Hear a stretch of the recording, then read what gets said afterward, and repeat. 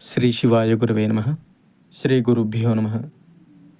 సదాశివసమారంభాం శంకరాచార్య మధ్యమాం అస్మదాచార్య పర్యంతాం వందే గురు పరంపరాం. చాలా సంవత్సరాల క్రితం దక్షిణాంనాయ శ్రీ శృంగేరి శారదా పీఠానికి మహాత్ముడైన శ్రీ సచ్చిదానంద శివాభినవ నృసింహభారతి మహాస్వామి వారు పీఠాధిపతిగా ఉండేవారు. ఒకరోజు ఆ ప్రాంతం వాడిన ఒక శిష్యుడు స్వామివారి దర్శనార్థం వచ్చాడు.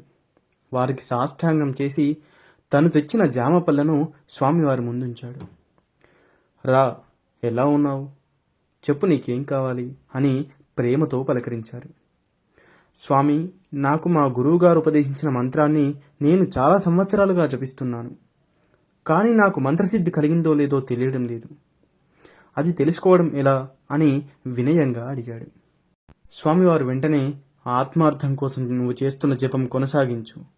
ఆ మంత్రాధిష్టాన దేవత నీకు ఫలితాన్ని ఖచ్చితంగా ఇస్తుంది అని బదులిచ్చారు. కానీ ఆ శిష్యుడు స్వామివారి మాటలకి తృప్తి పడలేదు. లేదు స్వామి, నాకు కలిగిన ఫలసిద్ధి ఏమిటో తెలుసుకోవాలనుకుంటున్నాను. మీరే ఒక దారి చూపించాలి, మిమ్మల్నే వేడుకుంటున్నాను అని అన్నాడు. స్వామివారు ఆ శిష్యుడి మనస్థితిని అర్థం చేసుకొని దగ్గరకు పిలిచి, దిగులు పడకు, దానికి ఒక మార్గం ఉన్నది అని అన్నారు. స్వామి, ఉందా? అయితే దయచేసి నాకు ఆ విషయాన్ని తెలియపరచండి అని అడిగాడు అతను. స్వామివారు నవ్వుతూ, ప్రతిరోజు నువ్వు జపం చేసుకునే ముందు చెక్క పీట పైన వడ్లు పరిచి దానిపైన ఒక వస్త్రం కప్పి దానిపైన కూర్చుని జపం చెయ్యి. రోజు ఇలాగే చెయ్యి. ఏ రోజైతే ఆ పీట పైనున్న వడ్లు వేయించినట్లుగా పేలాలుగా మారతాయో ఆ రోజు నీకు మంత్రసిద్ధి కలిగినట్టు. అర్థమైందా అని చెప్పారు. అది విన్న శిష్యుడు అర్థం చేసుకున్నాడు. కానీ తనను సముదాయించడానికే స్వామివారిలా చెబుతున్నారేమో అని కాస్త అనుమానపడ్డాడు. స్వామివారు నన్ను క్షమించాలి. కేవలం తెలుసుకోవాలనే జిజ్ఞాసతో మిమ్మల్ని ప్రార్థిస్తున్నాను.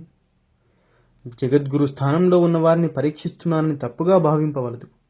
పీటపైన వడ్లు చల్లడం, వాటిని వస్త్రంతో కప్పడం, అవి వేయించడం అని అంటూ ఉండగానే అతను పూర్తి చేయక మునిపే స్వామివారు నవ్వుతూ, నాకు అలాంటి అనుభవం కలిగిందో లేదో తెలుసుకోవాలనుకుంటున్నావు కదూ అని ఒక చెక్కపీట తెప్పించి తూర్పుకు అభిముఖంగా వేయించారు.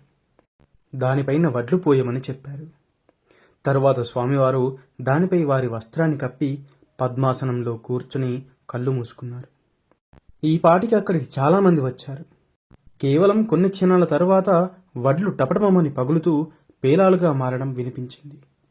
కొద్దిగా పొగ కూడా కనిపించింది.